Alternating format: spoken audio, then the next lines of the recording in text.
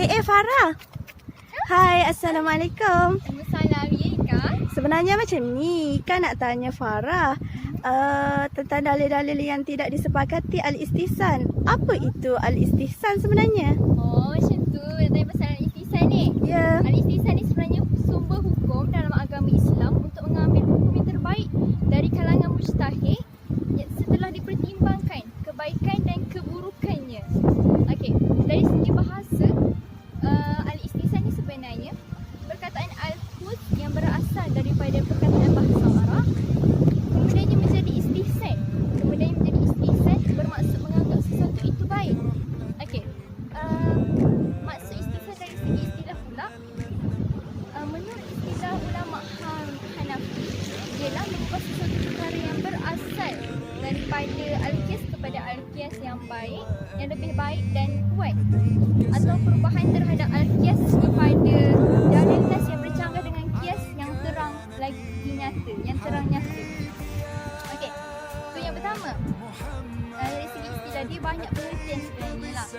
Yang pengertian istilah dari segi istilah ulama usul fiqh pula, istihsan ialah menukar pengambilan al-qiyas yang nyata, qiyas jali kepada al-qiyas yang tidak nyata, qiyas khafi yang tersembunyi, ataupun menukarkan sesuatu hukum daripada hukum kulli umum, hukum yang umum kepada hukum pengecualian, istisna, atau juga dari dalil kulli kepada hukum taksis.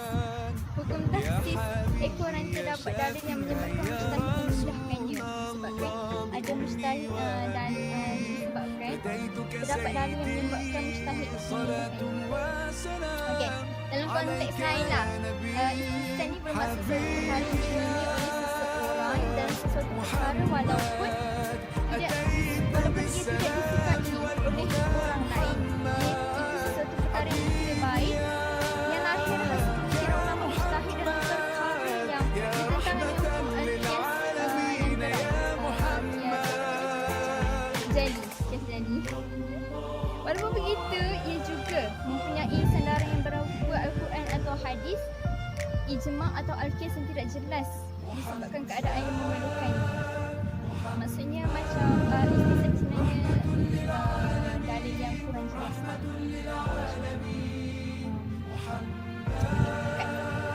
Ika, apa bahagian istihsan dan berikan contoh bagi bahagian istihsan tersebut. Maksudnya contoh huraian lah. Contoh. Al-istihsan ada 6.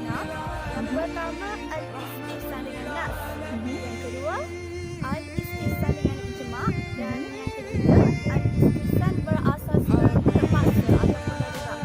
Yang keempat, al-istihsan berasaskan qiyas yang tidak nyata. Dan yang kelima, al-istihsan berdasarkan urf.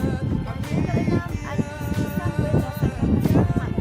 Okey, sebagai contoh al-istihsan berasaskan terpaksa atau darurat. Antara contoh permasalahan, membersihkan perigi yang bernajis mengikut kaedah umum atau qiyas.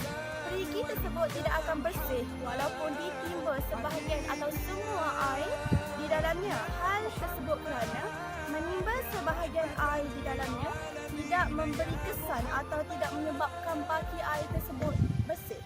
Kita juga ditimba semua air pun tidak akan membersihkan air yang baru keluar dari mata air dalam perigi tersebut. Justru itu, air dalam perigi tersebut diharamkan bersih atau tidak akan bersih walaupun ditimba semua air bernajis.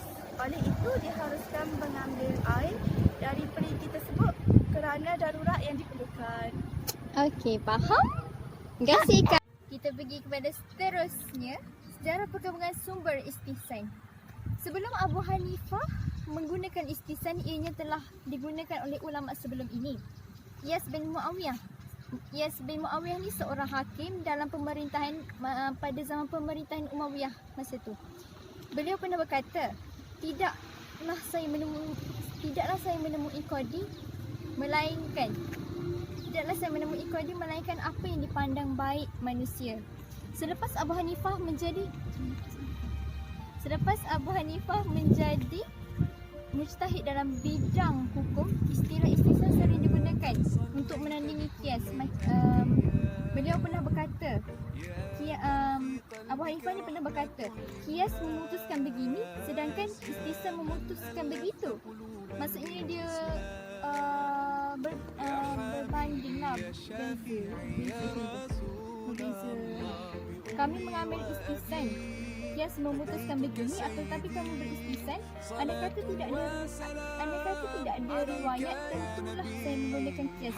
Kami meletakkan demikian dengan jalan istisna tidak bersesuaian dengan kias.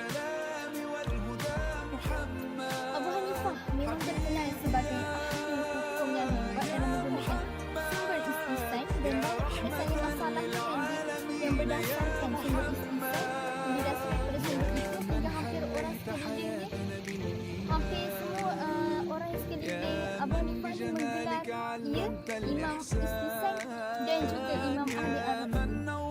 Muhammad Ibn Al-Hasan merupakan anak murid beliau yang rapat dengan beliau.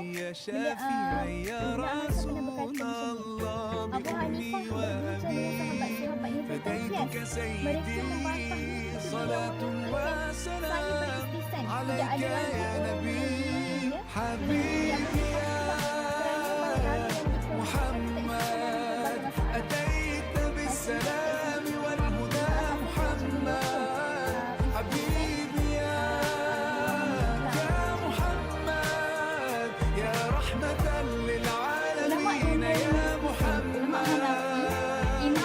Sebahagian ulama mazhab Hambali menerima konsep wujud istisna tersebut dan menggunakannya sebagai dalil hukum.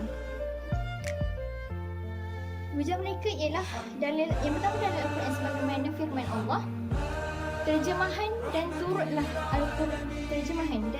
Al-Quran sebaik-baik panduan hidup yang diturunkan kepada kamu dari Tuhan kamu.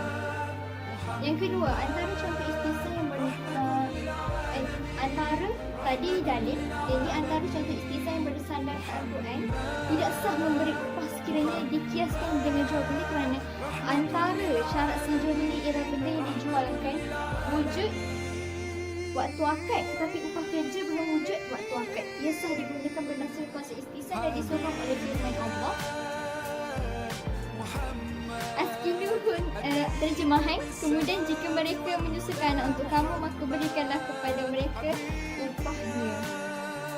Dari segi dalil hadis pula, sabda Nabi, apa yang dinilai oleh orang-orang Islam itu baik, maka ia adalah baik di sisi Allah. Dan apa yang dinilai oleh orang-orang Islam itu buruk, maka ia adalah buruk di sisi Allah. Ulama yang menolak al-istisna. Ulama mazhab Syafi'i serta sebahagian ulama mazhab Hambali menolak untuk berhujah dengan al-istisna dan ia tidak boleh digunakan sebagai dalil untuk mengeluarkan sesuatu hukum. Dalil Al-Quran. Terdapat banyak ayat yang menyuruh kita untuk mentaati Allah dan Rasul dan menegah untuk mengikut hawa nafsu. Kemudian, jika kamu membantah-bantah berselisih dalam sesuatu perkara, maka hendaklah kamu mengembalinya kepada kitab, iaitu Al-Quran dan Sunnah. B. Sekiranya mujtahid boleh mengeluarkan hukum yang tiada nas dalam Al-Quran dan hadis berdasarkan apa yang dikira baik pada akal mereka, maka sudah tentu orang awam juga boleh berbuat demikian. Sedangkan ijma' ulama' berpendapat orang awam sememangnya tidak harus berbuat begitu. Imam Syafi'i juga berpendapat bahawasanya berhujah dengan al-istihsan bererti menetapkan hukum berdasarkan nafsu dan fikiran. Sedangkan yang berhak menentukan hukumnya adalah Allah sahaja. Kesimpulannya, يا من صليت بكل الأنبياء يا من في قلبك رحمة للناس يا من ألفت قلوبا بالإسلام يا حبيبي يا kesimpulannya, Imam Syafi'i ada menyebut dalam penulisannya, siapa yang mengamalkan al-istihsan, maka dia mencipta hukum syarak sendiri. Ulama-ulama tersebut menolak al-istihsan untuk dijadikan hujah berdasarkan dalil. Itu kemudian jika kamu membantah-bantah dalam sesuatu perkara, maka hendaklah kamu mengembalikannya kepada kitab Allah. Itu sahaja daripada kami. Sekian, terima kasih.